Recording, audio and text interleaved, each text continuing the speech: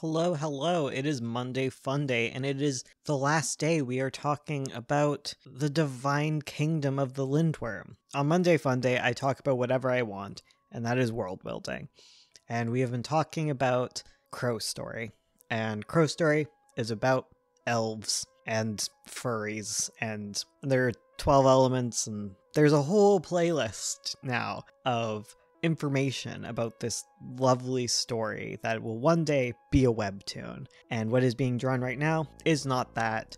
It is from my other webtoon that is also a novel, and I would love if you checked it out. But yeah, we're talking about the last two provinces, and that's actually kind of a lie. So the last two provinces we have within the Divine Kingdom that we haven't talked about are Greyhost and Frostress.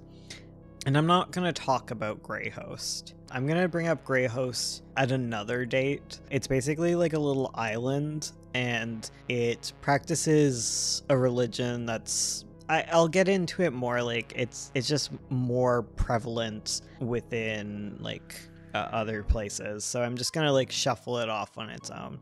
But that means we're going to talk about Frostress. So what is this place? It is a mountainous region that spans into the South Arctic. And it is similar to Faymouth, and I get them all confused. It is like a territory that's like structured with like lords and stuff, and very few regions in this area like practice anything other than the Lindworm orthodoxy, with the only exception of the astral witches, which we will get into, of course, and that is practiced in the furthest southern regions of the area, deep in like the Arctic.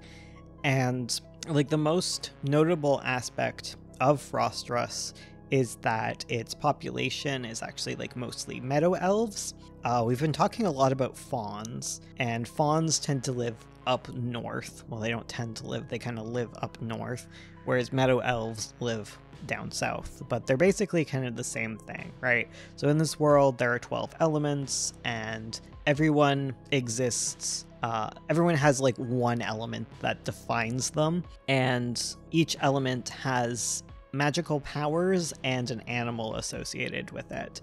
And the more like an animal you look like, the less magic you have, which is like no magic. You either have magic or you look somewhere on the spectrum between mage and animal.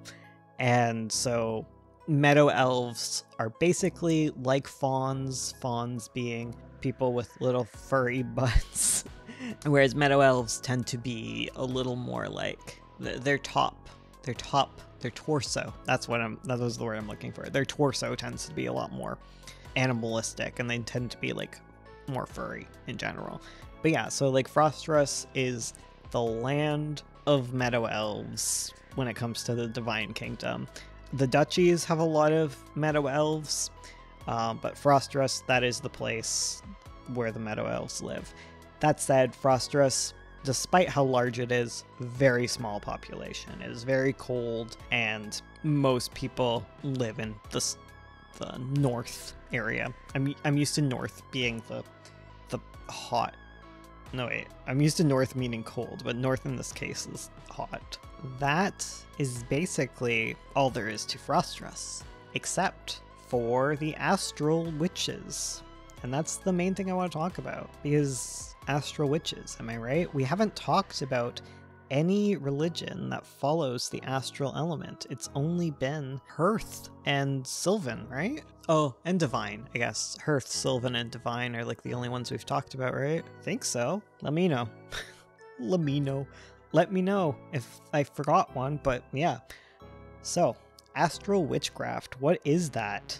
What the frick? It is the only astral-based religion in the world. That's cool. And it is practiced in the South Arctic of both the Duchy of Thane and in Frostress, obviously. And so there's lots of like little groups of astral witches that live around like the Arctic coasts, and it's pretty spread out, despite the fact that the Lindworm orthodoxy, the kingdom of the Lindworm, has taken over this land. It's just so inhospitable that they've not really made much headway when it comes to dealing with the Astral Witches, and they love dealing with witches. If you've watched the rest of this this whole thing, Astral Witches believe that the world is a form of purgatory. So the fish goddess Locke made the world, and she did so by swallowing celestial bodies and gods. And these celestial bodies and these gods, they contained the elements. And the last thing she tried to swallow was her mate. So her mate's name is Bakban. And Bakban is like a cockatrice. So he has like the body of a goose and he has the tail of a whale. And she's the big fish, you know? In order to finish the world, it was just like she needed to swallow the world's father. That's just, you need both of them. However, Bakban, no, didn't want to get eaten. So he evaded Locke, and he was small and he has wings, and she was very heavy because she had an egg she was making, and in her efforts to catch him, he ended up tricking her into eating various other gods that she hadn't meant to. So she ended up eating Rook, Akaj, and Wen.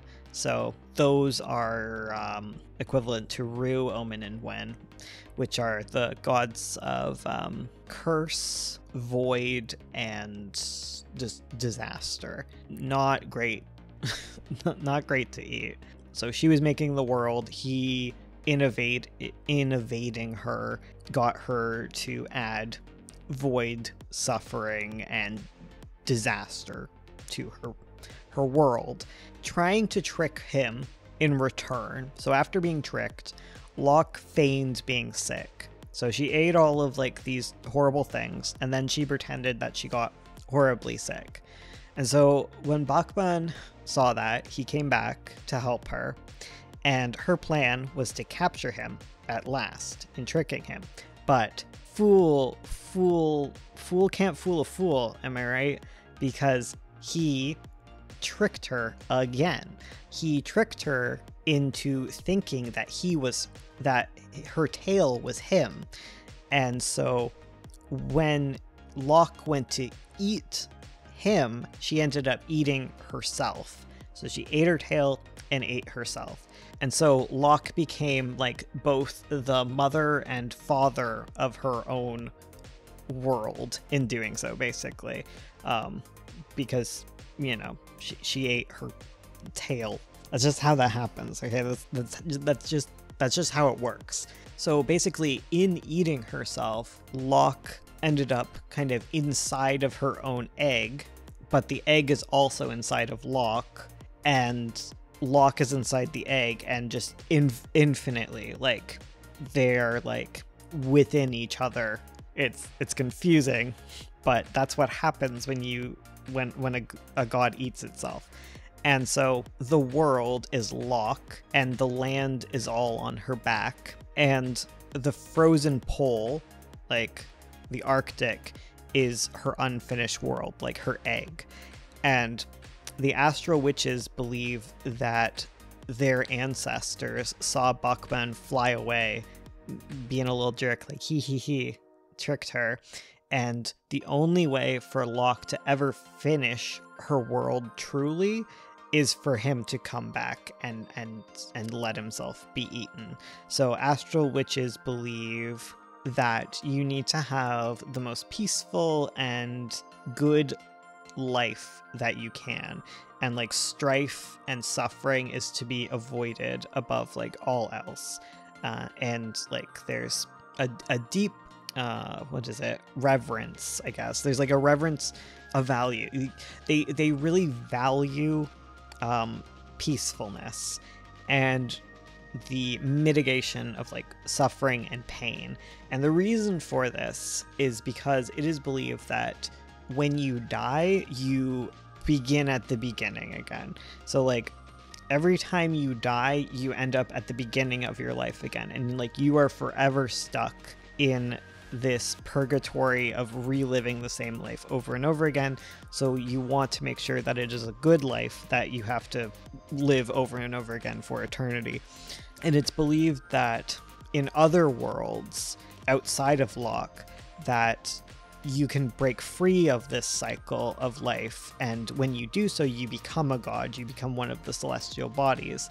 However, even like the oldest soul that is trapped within Locke can never break free because they are trapped within Locke, so they are forever in like this kind of purgatory. So worship within astral witchcraft is kind of like a plea to the father Bachman for him to like come back and end this like loop that everyone's been caught in. And some believe that when he returns, like all that are trapped within him will become gods, and the night sky will be like illuminated, because it's not meant to be dark the way it is. It's supposed to be more like daylight. But like others, they believe that everyone will end up joined together and become a single god, and that is like the true child of Locke and the twin serpent that is known as Loch-Logith. Loch-Logith?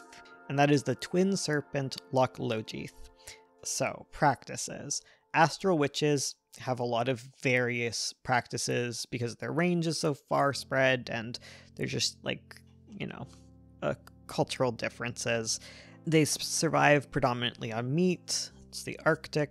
Much of their life is built around fishing and hunting traditions, and the Arctic is, again, it's the Arctic, so it's defined by 2 seasons. Also, they're all bunny people. Gotta remind you that the astral element is like rabbit. Yeah, so bunny people. Anyways, in the summer, bands of merfolk arrive at the bays, and many of them have like close ties with like coastal witch families, and they have hunting groups together, and they make use of like land and sea together to do their hunting. And merfolk will tell them what they've seen and heard of on their travels, and the witches tell them about what they've seen through their divination, because astral mages are connected to celestial bodies. That is their element. And kind of the whole reason that astral mages ended up in the Arctic region was the pursuit of the long night. Because the winter season is dark, they're able to like acquaint themselves with the sky and learn from the celestial bodies kind of like uninterrupted by day and night cycles. And like the Arctic night is considered like the most potent night, and you can like truly look upon the unfinished world, and like all of like the cold and ice and stuff like that is considered to be where the creation is incomplete. Anyways, so mages exist, they're a thing, and the mighty huntress Loch-Lacloth, the god of gods, Stel. Oh man, we've never talked about Stel.